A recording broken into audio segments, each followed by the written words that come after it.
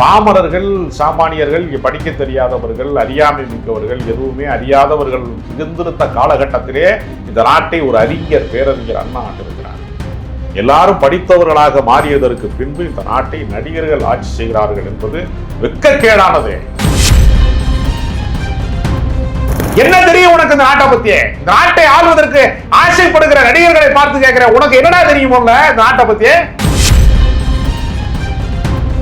போயஸ் கடன்ல வீடு வாங்க, ஒவ்வொரு பப்புலையா போய் தண்ணி அடி, அதெல்லாம் பிரச்சனை இல்லை. நாட்டை ஆள்வதற்கு உனக்கு என்ன பிரச்சனை? என் கேள்வி என்னன்னா, மக்களுக்காக வாழாதவன் மக்களின் தலைவனாக எப்படி மாறும்?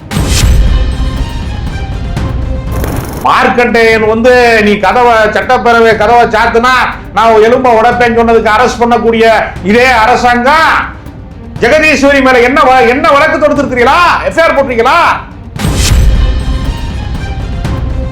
ஏன் அதிகாரத்தை நீங்கள் பாஜகவுக்கு ஏன் பயப்படுறீங்க? நீட்டை எதிர்ப்பாங்களாம், மாணவர்களை ஒடுக்குவாங்களாம். ஏதாவது ஒண்ணு செய்ய. தொப்பியா திருச்சிக்காரன் பாகிஸ்தான்ல இருந்து வந்தாங்கிறான். தொப்பி போட்ட முறை பாகிஸ்தான்ல இருந்து வருவானா? அயோக்கிய பேர். அப்ப எம்ஜிஆர் தொப்பி போட்டிருந்தார் ஒரு பாகிஸ்தான்காரர். அப்ப அவரு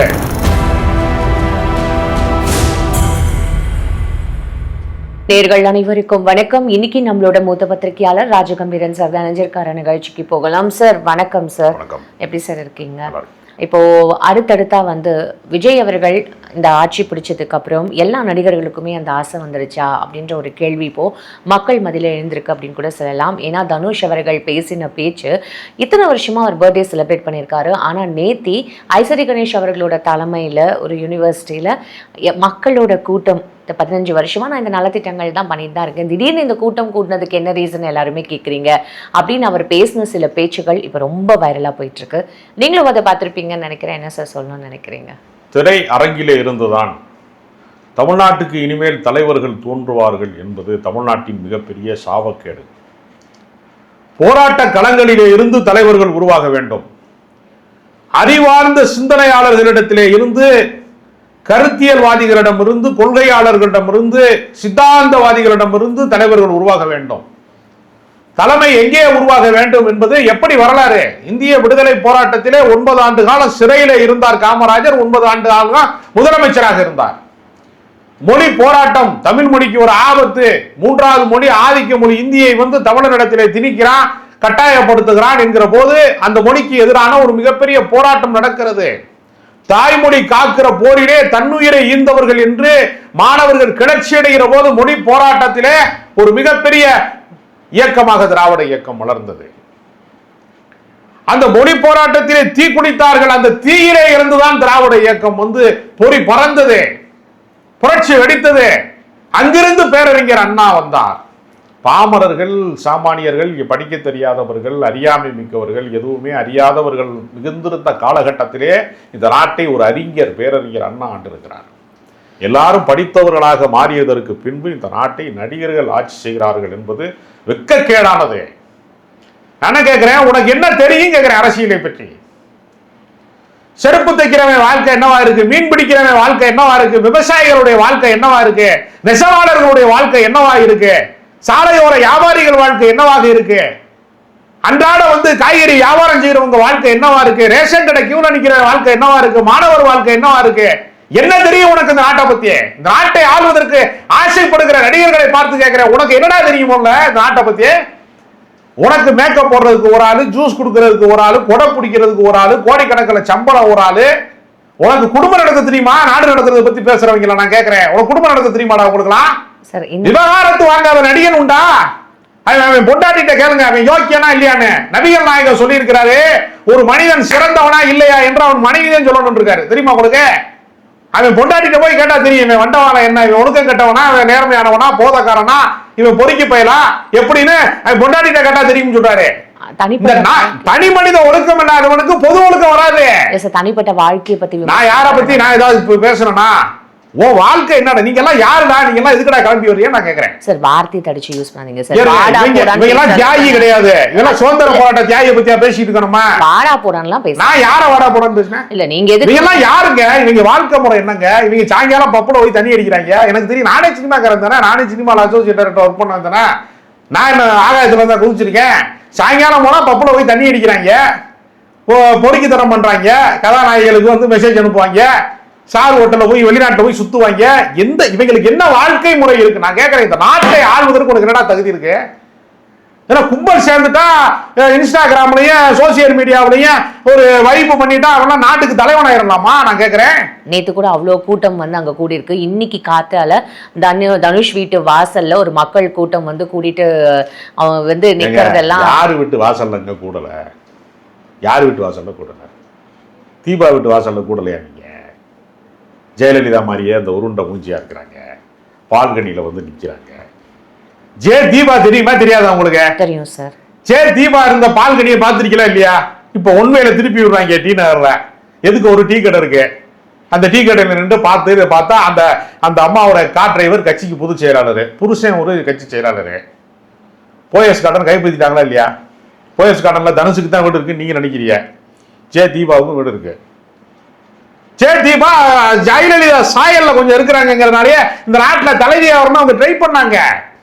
வெக்கங்கெட்ட ஊடகங்கள் போய் அவங்கள லைவ்லாம் போட்டான். இந்த ராஸ்கல்ஸ், அயோக்கிய ராஸ்கல், கதவை திறந்து விட்டார், இது புறப்பட்டு விட்டார் அப்படின்னு போட்டாங்க. இல்லைங்க, ஜே தீபாவுக்கு நேரலை போட்டவங்க தாங்க இவங்க பூராமே. இதுக்கு முன்னாடி என்ன சொல்றேன், இதுக்கு முன்னாடி இருந்த வந்து ஒரு ஆடியோ லான்ச்ல கூட வந்து தனுஷ் அவர்கள் கேட்ட ஒரு விஷயம் என்னன்னா, நாலாம் போயஸ் கார்டன்ல வீடு வாங்க கூடாதா? அப்ப அதையும் இதையும் ரிலேட் பண்ண முடியுமா? அப்ப நாளா சிஎம் ஆக கூடாதா அப்படின்ற நல்ல நடிகன், சிறந்த நடிகன், நீ போயஸ் கார்டன்ல வீடு வாங்க, ஒவ்வொரு பப்புலையா போய் தண்ணி அடி, அதெல்லாம் பிரச்சனை இல்லை. நாட்டை ஆள்வதற்கு உனக்கு என்ன தெரியும்? என் கேள்வி என்னன்னா, மக்களுக்காக வாழாதவன் மக்களின் தலைவனாக எப்படி மாறுவது? ஒரு பள்ளிக்கூடத்துக்கு ஒரு வாத்தியார் இருக்காரு, 15 வருஷமா ஒரு பள்ளிக்கூடத்துக்கு ஒரு வாத்தியார் இருக்காரு, எழுத படிக்க தெரியாதவனா வாத்தியாரை ஒத்துக்கிறீங்களா நீங்க? அவனுக்கு ஆனா அவனானா என்னன்னு தெரியாதுங்க, அவன் தாங்க ஆரம்ப பள்ளிக்கூடத்தோட தலைமை ஆசிரியர் அப்படின்னா ஒத்துக்கிறீங்களா? ஆப்ரேஷன் பண்ண தெரியாதுங்க அந்த டாக்டருக்கு. வட சென்னையில் ஒருத்தன் வந்து முக்கியமான ஒரு ஆளுங்க, தேடப்படும் குற்றவாளி ஒருத்தன் இருக்காங்க, முக்கியமான ஆளுங்க, 7-8 கொலை பண்ணியிருக்காங்க. அவனை டாக்டர் டீனா போட முடியுமா? கவர்மெண்ட் ஹாஸ்பிட்டலில், ஜிஹெச்ல, ஒரு பிரைவேட் ஹாஸ்பிட்டல் தகுதி இல்லாதவர்கள் எதுக்கு வர்றேன்னு கேட்கிறேன். உனக்கு என்னடா தகுதி இருக்கு? இவங்களுக்குலாம் என்ன தகுதி இருக்கு நாட்டை ஆள்றதுக்கு? மக்கள் போராட்டங்களில எவ்வளவு பேர் உருவாயிருக்கான் அந்த நாட்டில்? போராட்டங்களில் இருந்து உருவாகின வந்தான் சின்ன பசங்க தான். சிஜேபி, கரப்பாம்பூச்சி, காக்ரோச் ஜனதா பார்ட்டி வந்தான். நீட்டு மோசடிக்கு எதிராக மத்திய அரசாங்கத்தை பணிய வைத்தான். உண்ணாவிரதம் இருந்தார் சோனம். இருப்பானவன் உண்ணாவிரதம் இருப்பாங்க. அவங்களாம் தன்னை வருத்தி கொள்வார்களா? அந்த வாழ்க்கை வாழ்வார்களா? இன்கம் டாக்ஸுக்கு கணக்கு காட்டணுங்கிறதுக்காகலாம் ட்ரஸ்ட் ஆரம்பிப்பாங்க, கேள்விப்பட்டிருக்கான். எல்லாம் வரிசையா வர்றோங்கிறாங்க. பிரதீப் ரங்கநாதன் அடுத்து மன்றத்தை வந்து ஸ்ட்ராங் பண்ணிட்டு இருக்காருங்கிறான். விஷால் சார், விஷால் உலகத்திலே ஒப்பற்ற பேர் அறிஞர் விஷால் மாதிரி வந்து காரல் மார்க்ஸ், டாக்டர் அம்பேத்கர், தந்தை பெரியாருக்கு அடுத்து வந்து நீங்க வந்து ஒரு மாபெரும் வந்து சமூக போராளி நீங்க சொன்னீங்கன்னா Nelson Mandela, Fidel Castro, Che Guevara, அந்த வரிசையில் வைத்து போற்றப்பட வேண்டியவர் தான் விஷால் அப்படின்னு சொல்லி கூட கொஞ்சம் பேர் சொல்லுவாங்க இந்த நாட்டில். இந்த மக்களோட எங்க இருந்தாலுமே நீங்களும் இந்த விஷயங்கள் பார்த்துட்டு தானே இருக்கீங்க. யார் வந்த நடிகர் வந்தாலும் இந்த மக்கள் கூட்டம் வந்து அவங்க பின்னாடி போயிட்டு தானே இருக்காங்க. இன்ஸ்டாகிராம்ல சொல்றீங்க, இப்ப நேரா வந்து நேத்தி அந்த அவ்வளோ கூட்டம் மக்கள் வந்து தனுஷ் அவர்களுக்கும் ஃபாலோ பண்றாங்க. அது நிதர்சனமான உண்மையா நம்ம இங்க பார்க்கப்பட வேண்டும். அது ஒண்ணுவே தகுதியாயிருமா? ஃபாலோ பண்றாங்கிறதே தகுதியாயிருமா? இதுதான் நீங்க சிஎம் விஜய் அவர்களுக்கும் சொன்னீங்க. ஆமாங்க, ஃபாலோவர்ஸ் அதிகமா இருக்கான். நல்லா பைக் ஓட்டுறாரு டிடிபி வாசன், டிடிஎஃப் வாசன் வந்து நல்லா பைக் ஓட்டுறாரு. போக்குவரத்துறை அமைச்சராக்குவோமா? அவரை ஜிபி முத்தா வந்து சமூக நலத்துறை அமைச்சராக்கிடுவோமா? சினிமா தேட்டர்ல இருந்து வந்தவனை பூரா எம்எல்ஏ ஆக்கி அமைச்சராக்கி நாடு எப்படி சீரழி தெரியுமா? சோளிங்கர் சட்டமன்ற தொகுதியினுடைய ஒரு எம்எல்ஏ வந்து ஒருத்தன் வந்து எப்படி படம் இருக்குன்னு சொல்லிட்டு அந்த வீடியோ போட்டதுக்கு ஆளை கூட்டு வந்து வச்சு அடிச்சிருக்கான். இத்தனைக்கு டாக்டரா, ஒரு சட்டமன்ற உறுப்பினர் ஊடகவியலாளரை அடிச்சிருக்காங்க அரக்கோணம் பக்கத்துல. சினிமா தியேட்டர்ல இருந்து ரசிகர் மன்றத்தில இருந்து ஒருத்தர் இந்த நாட்டுக்கு தலைவனாக வருகிறான், அமைச்சராக வருகிறான், சட்டமன்ற உறுப்பினராக வருகிறான்னா இது எவ்வளவு பெரிய சாபக்கேடு. பூரா பாலியல் வழக்கு, அத்துமீறல் வழக்குல கைதாகிறாங்க.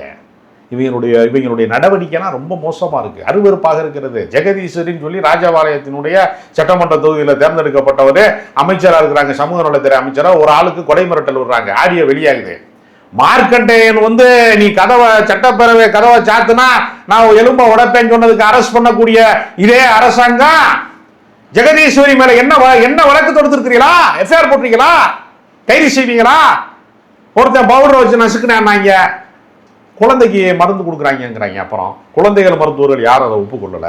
இவை நடவடிக்கை பூரா பார்த்தீங்கன்னா இந்த நாட்டிற்கு முன்னுதாரணமாக திகழ வேண்டியவர்கள்ங்கிற பட்டியலில் யாரெல்லாம் இருக்கிறாங்கன்னா பிளேடு பக்கிரி மாதிரி இவங்க ஆளுக பூரா வந்து குற்றச் செயல்களில் குற்ற பின்னணி இருக்கிறவன், பாலியல் அத்துமீறல் வழக்கில் இருக்கிறவன், ரசிகர் மன்றத்தில் இருக்கிறவன், பாலாபிஷேகம் பண்ணவன், கட் அவுட் வச்சவன், தயிர் பாக்கெட்டை கொண்டு எழுதியிருக்காங்க ஸ்க்ரீனில். தெரியுமா உங்களுக்கு? ஜனநாயகனுடைய படம் பார்க்குற தேட்டரில் ஒரு முறை ஸ்க்ரீனில் தயிரை ஊற்றி விட்டாங்க. தயிரை சோத்தில் ஊற்று சாப்பிட, அது பிரச்சனை இல்லை. இந்த எலுமிச்சம்பழத்தை பக்தியின் பேரால் டயரில் வச்சு நசுக்கிறாங்கல்ல, கேட்டால் அது நாங்கள் எங்களுடைய தனிப்பட்ட உணர்வு. எலுமிச்சம்பழத்தை புழிஞ்சுக்கூடிய உனக்கு பித்தமாக தெரியும், அதாவது மூளைகளை சுறுசுறுப்பாவது இருக்கும். அது மாதிரி இவன் என்ன பண்ணுறான், தயிர் பாக்கெட்டை வந்து இதில் அடிச்சிட்டான் ஸ்க்ரீனில். அது ஸ்க்ரீனே 1.5 லட்சத்துக்கு மேலேயா. அவன் தயிர் பாக்கெட்டு 10 ரூபா கூட பெறாது, 30 ரூபா வருதுன்னு வச்சுக்க. அதிகபட்சம் பெருசாக அடிச்சானா 1.5 லட்ச ரூபா ஸ்க்ரீனை மாற்றினாவேன். பல லட்ச ரூபா ஸ்க்ரீன்லாம் இருக்குது. நான் பேசிக்கு சொல்கிறேன். எந்த மாதிரி கிறுக்கு பயிர்க்க கூட்டத்தை கொண்டு வந்து நீங்கள் கொண்டு வந்து அதிகார மையத்தில் கொண்டு வந்து வச்சுன்னா என்ன செய்வாங்க? அவனுக்கு ஏதாவது தெரியுமா? தெற்கு வடக்கு தெரியுமா? தமிழ் தாய் வாழ்த்தை 3வது இடத்துல வச்சு பாடிக்கிட்டு இருக்கிறாங்க. யாரு? தமிழ் தாய் வாழ்த்து எழுதின ஒரு பேர்ல ஒரு பல்கலைக்கழகம், மனோன்மணியம் சுந்தரனார் பல்கலைக்கழகத்துல தமிழ் தாய் வாழ்த்து 3வது இடத்துல. அவங்க பாடி முடிச்சு ப்ரோக்ராம்லாம் முடிச்ச முன்னாடி கண்டிக்கிறாங்களா? எப்படி வேடிக்கையா இருக்குவாருங்க. நோயாளி இறந்த பின்பு மருந்து வாங்கி வர்றது மாதிரி, திருவிழா முடிந்த பின்பு பக்தன் வந்து தேரோட்டம் பார்க்க வந்தது மாதிரி எல்லாமே முடிஞ்ச முன்னாடி வர்றாங்க இவங்க. அதுக்கும் விளக்கம் கொடுத்திருக்காங்களே சார். அது ஆளுநர்னால நடத்தப்பட்ட ஒரு விஷயம். ஆளுநர் வந்து நடத்தப்பட்ட ஒரு விஷயம். அங்க எங்களால எதுவுமே பேச முடியாது ஒரு விளக்கம் கொடுத்து. இதே ஆளுநர் அத்துமீறல் நடத்துகிற போது திமுக காரன் எப்படி எதிர்கொண்டாங்க? திமுக கட்சி அதை எப்படி எதிர்கொண்டது? நீங்க எப்படி எதிர்கொள்றீங்க? மாற்றம் வேணும்னா முதலமைச்சர் ஆபீஸை கொண்டே 10வது மாடியில் மாத்திட்டு இருக்காங்க. வாஸ்து பார்த்து பெரியார் தான் எங்களுக்கு வழிகாட்டிங்கிறாங்க. வாஸ்து பார்த்து 10வது மாடிக்கு ஏற்றிக்கிட்டு இருக்காங்க. ஏன்டா மாத்துறாருன்னா அங்கிருந்து கடல் பார்க்கலாம் அப்படிங்கிறாங்க. சினிமா ஷூட்டிங்காக நடக்குது. இந்த பக்கம் கேமரா வச்சேன்னா சார் அப்படியே கடல் அலை அப்படியே பொங்கி வருது சார். ஷாட் வச்சோம்னா சார் இந்த லொகேஷன் சார் உங்களுக்கு தெரிஞ்ச விஷயம் அப்படின்றதுனால ஏதாவது ஒன்று. அப்புறம் எதுக்கு மாத்திர 10வது மாடி மாற்ற வேண்டிய அவசியம் என்ன இருக்கு? என்ன காரணத்துக்கு மாத்திரீங்க? என்ன ஒரு நாள் கோட்டு போட்டு வந்தாரு, ஒரு நாள் பட்டு சட்டை போட்டு வந்தாரு, ஒரு நாள் பட்டு வேட்டி கட்டி வந்தாரு. சார் காஸ்டியூம் பத்திலாம் எதுக்கு சார்? நான் எங்க கேட்டேன், இத போதுங்கிறாங்கிறேன். பிரச்சனையை தீர்க்க வேண்டியதெல்லாம் கிடையாது. அவர் கோயம்பேட்டுக்கு வந்தாரு, இன்னைக்கு வந்து எம்சி ராஜா சமூக உதவிக்கு வந்தாரு. நீங்க கேட்ட கேள்விதான் சார். இப்போ எல்லாராலையுமே இப்போ வந்து கேட்கப்படுற ஒரே ஒரு கேள்வி, 5 வருஷமா எல்லாரும் எங்க போயிருந்தீங்க? 2 மாசத்துல இந்த கவர்மெண்ட் கிட்ட இருந்து நீங்க இன்னும் என்னென்னலாம் எக்ஸ்பெக்ட் பண்றீங்கன்ற. திமுக ஆட்சியில இருந்த போது ஆளுநர்களினுடைய அடாவடி அத்துமீறலுக்கு அவர்கள் அடிபணிந்தார்களா, எதிர்த்து நின்றார்களா? Agreed sir. இந்த பாயிண்ட் உங்ககிட்ட அக்ரேட். என்ன காரணம்? நான் என்ன சொல்றேன், பல்கலைக்கழகத்திற்கு வேந்தராக தமிழ்நாட்டின் முதலமைச்சரே இருக்கலாம் சொன்னாங்கல்ல. இப்ப ஸ்டாலின் இருக்காரு, நீங்க தானே முதலமைச்சர் இருக்கீங்க. அது எதுக்காக மாற்றம் செய்றீங்க? எதுக்கு கொண்டு வந்து ஆட்களை கொண்டு வந்து சேர்க்கிறீங்க? ஏன் வந்து அதிகாரத்தை வந்து நீங்கள் வந்து பாஜகவுக்கு ஏன் பயப்படுறீங்க? நீட்டை எதிர்பார்க்கலாம், மாணவர்களை ஒடுக்குவாங்களாம். ஏதாவது ஒண்ணு செய்ய. பாலுக்கும் காவல் பூனைக்கும் தோழன். பாம்பையும் அடிக்கணும், கம்பும் உடையக்கூடாது. ஈயம் பூசினது மாதிரியும் இருக்கணும், பூசாது மாதிரியும் இருக்கணும். என்னங்கடா அவங்க நிலைப்பாடு? நீட்டை எதிர்க்கிறோம் சொல்ற, மாணவர்களை ஒடுக்குவதற்கு என்ன காரணம்? ஏன் போய் மாணவர் தலைவர்களை போய் அரெஸ்ட் பண்ற? பல்கலைக்கழகத்துக்கு உள்ளே போய் அரெஸ்ட் பண்ண வேண்டிய அளவுக்கு அவர் நான் பயங்கரவாதியா? டெல்லியில வந்து போராட்டத்தை ஒடுக்குறேன். அங்கே சோறு போட்டவன் ஒருத்தன் ஜுனைத்னு ஒருத்தன் சோறு போட்டானா அது குடும்பத்தையே வந்து துன்புறுத்துறான் போலீஸ்காரன். பெல்லட் குண்டுகளை வச்சு அடிக்கிறான். பெல்லட் குண்டு வந்து ஒன்றும் பண்ணல சார். ஜுனைத் அவர் வந்து ஒரு ரிப்பேர் ஷாப் தான் வச்சிருக்காரு. அவருக்கு எப்படி எவ்வளவு அமௌண்ட் கிடைச்சது? இந்த மாதிரியான ஒரு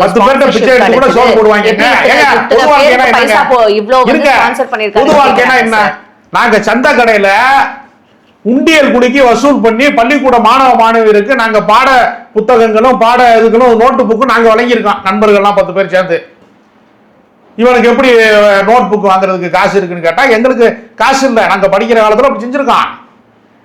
பிச்சை எடுத்து கூட சோறு போடலாங்க. 10 பேர்கிட்ட போய் 10 பணக்காரன்ட்ட போய் ஐயா போராட்ட காலத்துல இருக்கான் அவங்களுக்கு ஏதாவது ஸ்பான்சர் பண்ணுங்கன்னா தருவாங்க.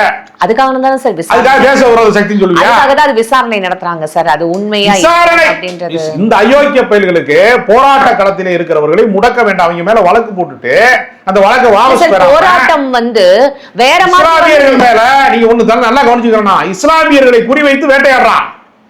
போராட்டத்திலே எல்லாரும் பங்கு பெற்றாலும் இஸ்லாமியர்கள் பங்கு பெற்றார்கள் என்கிற காரணத்தினாலேயே வெளிநாட்டு சதி இருக்கு, சமூக விரோதிகள் உள்ள போந்துட்டாங்க. நான் கேட்கிறேன், போலீஸ்காரன் நேம் பேட்சே இல்லாம உள்ள வந்து அடிச்சானே அவன் சமூக விரோதியா இல்லையா? போலீஸ்காரன் டியூட்டில இருக்கிறான்னா அவன் நேம் பேட்ச் குட்டி இருக்கணுமா வேணாமா? அவன் எப்படி அவன் உள்ள போந்து அடிப்பான்? அவன் போலீஸ்காரனா ரவுடியான்னு எனக்கு எப்படி தெரியும்? போலீஸ்காரனா ஐடென்டி கார்டு வேணும்ல, அவனுக்கு நேம் போட்டு தானே நேம் பேட்ச் ஐடென்டி கார்டு. இல்ல சார், உங்க பாயிண்ட் ஏன் இந்த கேள்வி வந்தது, இந்த பிரச்சனை வந்ததுன்னா உமர் காலில் அவரை ரிலீஸ் பண்ணணும்ன்ற ஏன் அந்த முழக்கம் அங்க வந்தது? அந்த விஷயம் போராட்ட களத்திலே இந்தியாவிலே எங்கெல்லாம் ஒடுக்குமுறை நடக்கிறதோ, எங்கெல்லாம் மாநில உரிமைக்கு ஆபத்து வருகிறதோ 370 நீக்கப்பட வேண்டும்ங்கிறது மாநில உரிமை சார்ந்தது. அது ஒண்ணு சட்டவிரோதம் அல்ல. கோர்ட்ல சொல்லுவானா 370 நீக்குவது அப்படின்னு கோஷம் போட்டது இந்த நாட்டுக்கு எதிராக, பிஜேபிக்கு எதிரானது எல்லாம் எப்படி இந்த தேசத்துக்கு எதிரானதா மாறும்? பிஜேபி ஒழிகன்னு சொன்னா இந்தியா ஒழிக என்ற அர்த்தமா? இந்த அயோக்கிய பேர் என்ன செய்வான்னா, சாதி ஒழிகன்னு சொன்னா இந்து மதத்தை அழிக்க பார்க்கிறார்கள் சொல்றானா இல்லையா? உயர் சாதி கட்டமைப்பை உடைக்க வேண்டும் என்பதற்காக சனாதன கட்டமைப்பு வேண்டாம் அப்படின்னு ஒருத்தர் பேசினார்னா இந்து மதத்துக்கு ஆபத்துங்கிறான். எப்படி இந்து மதத்துக்கு ஆபத்தா மாறும்? மனிதன் மோத விட்டு ரத்தம் குடிக்க விடாதடா, ஆணவ கொலை நடக்கக்கூடாது, மனிதனுக்கு மனிதன் பகை வளர்க்க கூடாது, ஒருத்தர் அடிச்சுக்கிட்டு சாகக்கூடாது, கலவரங்கள் நடக்கக்கூடாது, மத கலவரம் நடக்கக்கூடாது, சாதி கலவரம் நடக்கக்கூடாது என்பதற்கு நல்லிணக்கம் சார்ந்து பேசினா தேசத்துக்கு எதிராக இருக்காரு வருகிறான். எப்படி தேசத்துக்கு எதிராக இருப்பாரு? பகல்காம் தாக்குதல் பட்டப்பகல்ல தாக்கிட்டு போயிட்டான், பாதுகாப்பு வழங்க துப்புள்ளாத ஒரு அரசாங்கம், ஒரு மத்திய அரசாங்கம். அவன் சொல்றான் சமூக விரோதிகள் புகுந்து விட்டார்கள் போராட்டத்தில். யாருக்கு சமூக விரோதி? மாணவர்களை நீ சமூக விரோதின்னு சொல்லுவியா? எல்லா கட்சிக்கு மாணவர்கள் போராடினார்கள், இளைஞர்கள் போராடினார்கள், மற்ற கட்சிக்காரன் ஆதரவு தெரிவிச்சான், அவ்வளவுதான். கட்சிக்காரர்கள் நடத்தினார்கள். பாலநிலத்துல இந்திய கம்யூனிஸ்ட் கட்சியினுடைய பாலநிலத்துல ஒருத்தர் தொப்பி வாப்பா பிரியாணி கடைக்காரரு உணவு பரிமாறுறாரு. அவர் கடையில இருக்க, அவர் கடையில காசு கொடுத்தா நம்ம சாப்பிட முடியும். போராட்டக்காரங்களுக்கு சரி இளைஞர்கள் போராடுறேன் இங்க கோஷம் போட்டுக்கிட்டு இருக்காங்க, அவங்க பசியாரட்டும்னா ஒரு உணவு பரிமாறுறதுக்கு உதவி செய்யறாரு. ஏடா தொப்பி வாப்பாக்காரன் திருச்சிக்காரரு பாகிஸ்தான்ல இருந்து வந்துட்டாங்கிறான். ஏன்னா தொப்பி போட்ட முறை பாகிஸ்தான்ல இருந்து வருவானா? ஏன்னா அயோக்கிய பேர். அப்ப எம்ஜிஆர் தொப்பி போட்டிருந்தார் ஒரு பாகிஸ்தான்காரர். அவரு ஏதாவது அறிவு இருக்காம இருக்கலாம், முட்டா பேருங்க, அறிவிட்ட அறமற்றவர்கள், அயோக்கியர்கள், திருட்டு பசங்க. இந்த நாட்டிலே இந்த நீட்டை யாருக்காக நடத்துற? மாணவர்களுக்காக நடத்துறியா? நீட்டு யாருக்கு நடத்துற? அது கோச்சிங் சென்டர் கொண்டு போய் நீ ஒரு தனியாட்ட கொண்டு ஒப்படைக்கிற, ஒரு தேர்வு முகாமையில் ஒரு ஏஜென்சிட்ட கொண்டு ஒப்படைக்கிற. அவன் பல லட்சங்களை ஏழை மாணவர்கள், ஒரு மலை கிராமத்துல இருந்து வர்றவன், பின்தங்கிய கிராமத்துல இருந்து வர்றவன், போக்குவரத்து வசதி இல்லாத கிராமத்துல இருந்து வர்றவன், சாமானியன், அரசு பள்ளிக்கூடத்துல படிக்கிறவன்லாம் மருத்துவர்களா கடந்த காலத்துல ரிக்ஷா தொழிலாளி மகன் கூட மருத்துவ கல்லூரிக்கு வந்திருக்கான், டாக்டர் ஆயிருக்கான். அதை தடுக்கிறதுக்கு கோச்சிங் சென்டர்ல படிக்கணும். மாநில கல்வி மையத்திலே படித்தவனுக்கு மத்திய அரசாங்கத்தினுடைய பாடத்திட்டத்திலே ஒரு நுழைவுத் தேர்வை நடத்தி அவனை ஃபெயில் ஆக்கி அவன் சூசைட் பண்ண விட்டு அவங்க செத்து ஒளியட்டும், காசு இல்லாதவெல்லாம் செத்து ஒளியட்டும், ஏழவால ஒளியட்டும், நாங்க மட்டும் நாங்க டாக்டரா இருக்கோம்னு சொல்றாங்க. கேட்டாங்க. அது நீட் எக்ஸாம்க்கு மட்டும் இல்ல சார், என்ன மாதிரி ஒரு டிஎன்பிஎஸ்சி ஆகட்டும் சரி, யூபிஎஸ்சி ஆகட்டும் சரி, நெட் தேர்வு ஆகட்டும் சரி, எல்லாத்துக்குமே இந்த வழிமுறைகள் இருக்குல்ல சார். எல்லாத்துக்குமே இந்த வழிமுறைகள், இந்த புரோட்டோகால்ஸ்லாம் இருக்குல்ல சார். இது மாதிரி தான் தனியார் இடத்துல நான் கேக்குறேன், நீங்க நீட்டை தவிர மிச்சம் எதுக்காவது கோச்சிங் சென்டர் இருக்கா? கோச்சிங் சென்டர் இருக்கா? இந்த மாதிரி பிரைவேட்ல கொள்ளையடிக்கிற வாய்ப்பு இருக்கா? வினாத்தாள் கசிவு இருக்கா? முறைகேடு இருக்கா? வினாத்தாளை கசிவு, கொஸ்டின் பேப்பர் அவுட் பண்ண விட்டு ஒரு குறிப்பிட்ட பேரை பாஸ் பண்ண விட்டு அவனை மட்டும் டாக்டர் ஆக்கணும், அவனை மட்டும் உயர்கல்விக்கு அனுப்பணும் சொல்றதுல ஒரு சூழ்ச்சி இருக்கா இல்லையா? எதை கொண்டு மொட்டை தலைக்கு முழங்காலுக்கு முடிச்சு போடுறது? அது இது ஒண்ணாது. அப்ப என்ன நினைக்கிறான்னா, கீழே இருந்து சாமானியர்கள் யாரும் உயர்கல்விக்கு வரக்கூடாது, பணக்காரன் வீட்டு புள்ள தான் படிக்கணும், உயர் ஜாதிக்காரன் வீட்டு புள்ள தான் படிக்கணும், இவங்க எல்லாரும் கீழே இருந்து மேலே வந்துடுறாங்க, இவங்களெல்லாம் ஒடுக்கிறதுக்கு ஒரே ஒரு வழிதான் இருக்கு, இந்த நீட்டின் மூலமா அவனை ஒடுக்கணும் அப்படின்னு அவன் நினைக்கிறான். அதை மாணவர்கள் இந்த சதியை புரிந்து கொண்டு முறியடிக்கிறான். உடனே வந்து சமூக விரோதி பூந்துட்டாங்க. சதி இருக்கு. என்னடா சதி இருக்கு? ஒரு நிமிஷம், அவங்க பேன் நீட்னு சொல்லலையே, ஃபேர் நீட் அப்படின்ற ஒரு ப்ரோகிராம் தானே சார். நீட்டினுடைய மோசடியை காக்கோ ஜனதா பார்ட்டி கண்டிக்கிறது என்று சொன்னால் நீட்டே மோசடி என்று திராவிட இயக்கம் தமிழ்நாட்டினுடைய குரல் ஒலிக்கிறது. அப்படி அப்ப இங்க ஏன் இங்க வந்து திராவிட முன்னேற்ற கழகத்துல இருந்து உதயநிதி அவர்களோ இல்ல அவங்கள சார்ந்தவங்களோ யாருமே போராட்டத்துக்கு வரல, இல்ல போராட்ட களத்துல குதிக்க மாணவர்கள் போராடி இருக்கும் போதே பின்னாடி மாணவர்கள் போராடிக்கிட்டு இருக்கும் போதே திமுக தான் பின்னாடி இருந்து தூண்டி விடுதுங்கிறா. நீங்க அப்புறம் உதயநிதி போனாருன்னா இன்னொரு கூட்டத்துல போயிட்டு டிஎம்கே வந்து அவங்க ஸ்கோர் பண்ண வேணாம் தானே சார் சொல்றாங்க. அதுக்கு இவங்களே தனியா ஒரு போராட்ட களத்துல இருந்து அந்த போராட்டத்தை பண்ணிருக்கலாம்ன்ற ஒரு கேள்வி ஏற்படுது. நீட்டோட ரகசியம் எனக்கு தெரியும் அப்படின்னு நான் பாலன் இல்லத்துக்கு நேரடியாக களத்துக்கு போனவன், பல நாட்கள் அங்கு இருந்தவன், போராட்ட களத்தை நேரடி சந்தித்தவன் என்கிற முறையில சொல்றேன். திமுக அதற்குள்ளே வந்து ஊடுருவவில்லை. போராட்டத்தை எல்லா இயக்கங்களும் ஆதரித்தது. இந்திய கம்யூனிஸ்ட் கட்சி ஆதரித்தது, பல இயக்கங்கள் ஆதரித்தது. அவங்க கட்சியினுடைய பிரதிநிதிகள் வந்து அந்த போராட்ட களத்திலே வந்து வாழ்த்துக்களை அந்த ஆர்ப்பாட்டத்திற்கு ஆதரவு நல்கினார்களே தவிர யாரும் வந்து அபகரிக்கவில்லை. இது வந்து பொய் பிரச்சாரம். திமுகவை வீழ்த்த வேண்டும் என்று நினைக்கிற ஒரு கோஷ்டி வந்து வேணும்னே இந்த மாதிரி ஒரு பொய் பிரச்சாரத்தை கட்டவிழ்த்து விடுறாங்க. சரி சார், சிஜேபி அவங்களே வந்து நாங்க இந்த போராட்டத்தை முடிச்சுக்கிறோம் அப்படின்னு சொன்னதுக்கு அப்புறமும் கூட எப்படி நீங்க இந்த போராட்டத்தை முடிச்சுக்கலாம் அப்படின்னு சொல்லிட்டு அந்த டிஎம்கேயோட அந்த ஜென்சி கூட்டம் வந்து அங்க ஒரு பிரச்சனை பண்ணதையும் நம்ம இங்க பார்க்கதான் சார். பிரச்சனை எல்லாம் பண்ணல. நீட்டுக்கு நிரந்தர தீர்வு என்பது நீட் ஒழிப்பு தான் நிரந்தர தீர்வு என்ற கருத்தியல் வாதம் தான். அது ஒண்ணும் தகராறுலாம் கிடையாது. அவங்க தனியா போய் தான் சார் பிரச்சனை பண்ணணும். சிஜேபி அவங்க வந்து எனக்கு வேண்டாம்னு சொல்லிட்டு தவறான பொய் பிரச்சாரத்தை வந்து கட்டவிழ்த்து விடுறாங்க. அப்படிலாம் யாரும் பிரச்சனையே பண்ணல.